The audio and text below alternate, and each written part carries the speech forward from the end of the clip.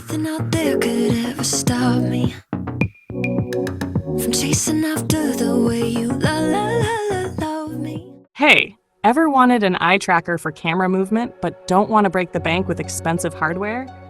Use your phone or webcam as a tracking device with Beam Eye Tracker. It's a simple, cheap, and reliable AI-powered software for immersive trucking. No extra hardware, just smooth and natural camera control in ETS2, ATS, and over 200 other games. It's just like not just highways and depots. People request national parks, True. unique landmarks, narrow roads to somewhere, and we have a real difficulty to find a reason to take your 40-ton trailer to that location. If we had alternate or additional means to explore it, hey, we cool to just drive there, maybe for fun. And that's where the project Road Trip was formed. It's also there should be a reason for you to be there. Have a job as a driver of a car that maybe earns you some money or XPs, or it's not just only joy. Okay, there should be more of a depth for you to drive these cars, at least from time to time, depending on how you feel about it. So yeah, I think there's definitely space for it. Even kind of more monotonous role play. Like we used to do this thing where we had this map mod that was a house. So you would park your truck at the garage at the end of the day, switch into the car, and drive the car to the house, and there was another garage so you could sleep there. Reality, right? Exactly, right? So you could kind of role play as this like day cab driver, just going to work every day, going home every night, kind of thing, right? So I think there's lots of possibilities there once you add this kind of stuff into the mix, right? Maybe people who maybe aren't so exposed to trucking in general and seen this game and thinking, oh, it's only for like hardcore truck fans. But now that you have a game about exploring a massive universe and you choose other cars to do that, maybe they'll dip their toes into it with cars. And maybe they'll see these trucks and think, oh, I'm going to give it a try.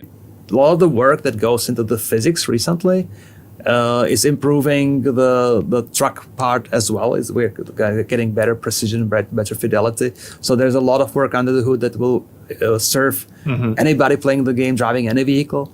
So I see most of the benefits. I don't see much risk. Once you buy any one of whichever pack we release, that's going to unlock basically the whole DLC. The extra layer of functionality. So it's going to be like a... And then it's up to you which cars you like and which cars you don't right. like. It's integrated such that you finish a job in a semi-truck and you say, you know what, now I would have fun hopping into my favorite car or pickup and drive into the sunset to see national forest, whatever. It's not like two games within one package. It's not like you go to the main menu of the game or the title menu of the game and switch between the two modes. It's an add-on, it's an addition, but also at the same time, we are looking into ways to make this work independently.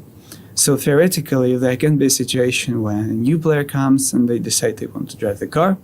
So they start driving it and they won't have to drive the trucks, the big trucks as well, but they will always have this very easy process of switching between two different agencies.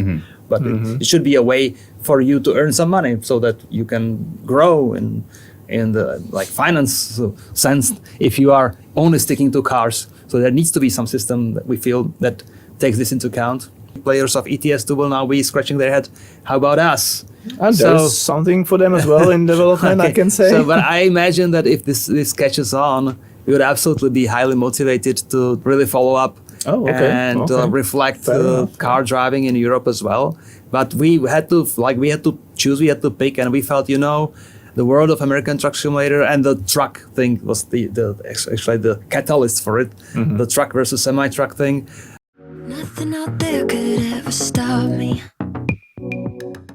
And I don't know, maybe there will be even a space how to teach people some of these critical history things. When they, drive to a Devil's Tower, they might learn something about how it was like built by the nature. And So now you're a little daydreaming because that's not how far we are. But yeah, that if it's well accepted, we'll be super happy to continue evolving and improving to expand it. Maybe even a big truck is now multiple people working in parallel on one thing. Here the cars are kind of smaller objects to build than a truck with all the complexity of a truck as being literally like a lot of building blocks that make really one truck. For us, it's like different chassis and cabins and all that.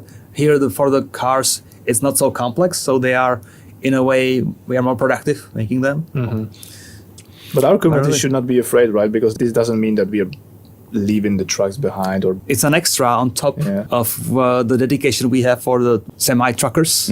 the team working on this project is a special composed team. It's not going to really affect the core of Euro Truck Simulator 2 or American Truck Simulator.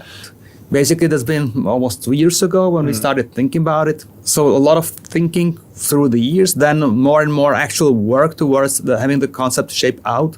We're still in early stages, but at the same time, we feel confident enough that this is a real thing. This is no longer daydreaming. This is something that will happen.